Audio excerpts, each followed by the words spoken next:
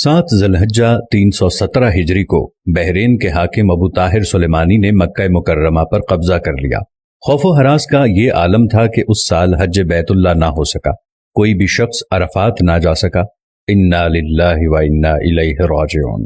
یہ اسلام میں پہلا ایسا موقع تھا کہ حج بیت اللہ نہ ہو سکا۔ اسی ابو طاہر نے حجر اسود کو بیت اللہ سے نکالا اور اپنے ساتھ بحرین لے گیا۔ پھر بنو عباس کے خلیفہ مقتدر نے ابو طاہر سے معاہدہ کر کے فیصلہ کیا اور 3000 دینار دیا اور حجر اسود خانہ کعبہ کو واپس کیا گیا۔ یہ واپسی 339 کو ہوئی، گویا کہ 22 سال خانہ کعبہ حجر اسود سے خالی رہا۔ جب فیصلہ ہوا کہ حجر اسود کو واپس کیا جائے گا تو اس سلسلے میں خلیفہ وقت نے ایک بڑے عالم محدث عبداللہ کو حجر اسود کی وصولی کے لیے ایک وفد کے ساتھ بحرین بھجوایا۔ یہ واقعہ علامہ سیوطی کی روایت سے اس طرح نقل کیا گیا ہے کہ جب شیخ عبداللہ بحرین پہنچے تو بحرین کے حاکم نے ایک تقریب کا اہتمام کیا اور ان کو بتایا گیا کہ اس تقریب ہی میں حجر اسود کو ان کے حوالے کیا جائے گا۔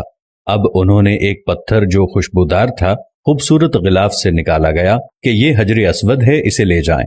محدث عبداللہ نے فرمایا کہ نہیں، بلکہ حجر اسود میں 2 نشانیاں ہیں، اگر اس میں یہ نشانیاں پائی جائیں تو یہ حجر اسود ہوگا، ورنہ یہ حجر اسود نہیں ہے۔ ایک تو یہ کہ حجر اسود ڈوبتا نہیں ہے، دوسرا یہ کہ آگ سے بھی گرم نہیں ہوتا۔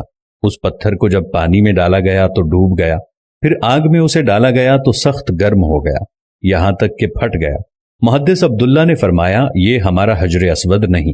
پھر دوسرا پتھر لایا گیا، اس کے ساتھ بھی یہی عمل ہوا اور وہ پانی میں ڈوب گیا اور آگ پر گرم ہو گیا۔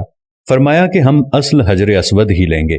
پھر اصل حجر اسود لایا گیا اور آگ میں ڈالا گیا تو ٹھنڈا نکلا، پھر پانی میں ڈالا گیا تو پھول کی طرح پانی میں تیرنے لگا۔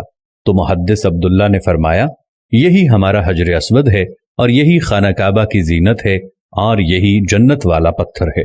اس وقت ابو طاہر نے تعجب کیا اور پوچھا کہ یہ باتیں آپ کو کہاں سے ملی ہیں؟ تو محدث عبداللہ نے فرمایا کہ یہ باتیں ہمیں جناب رسول اللہ صلی اللہ علیہ وسلم سے ملی ہیں کہ حجر اسود پانی میں ڈوبے گا نہیں اور آگ سے گرم نہیں ہوگا، کیونکہ یہ پتھر جنت سے لایا گیا ہے اور اس پتھر کی یہ خاص خصوصیات ہیں کہ نہ ہی یہ پانی میں ڈوبے گا اور نہ ہی یہ آگ سے گرم ہوگا۔ ابو طاہر نے کہا کہ یہ دین روایات سے بڑا مضبوط ہے۔ جب حجر اسود مسلمانوں کو مل گیا تو اسے ایک کمزور اونٹنی کے اوپر لادا گیا، جس نے تیز رفتاری کے ساتھ اسے خانہ کعبہ پہنچایا۔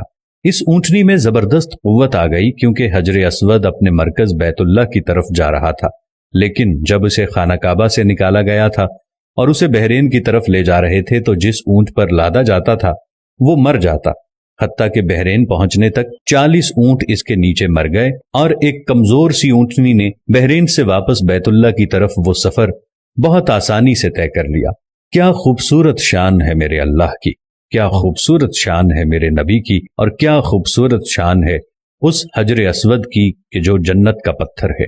اللہ تعالی ہم سب کو، آپ دیکھنے والوں کو، تمام کو حجر اسود کی زیارت نصیب فرمائے، ہم سب کو خانہ کعبہ کی زیارت نصیب فرمائے، آمین ثم آمین۔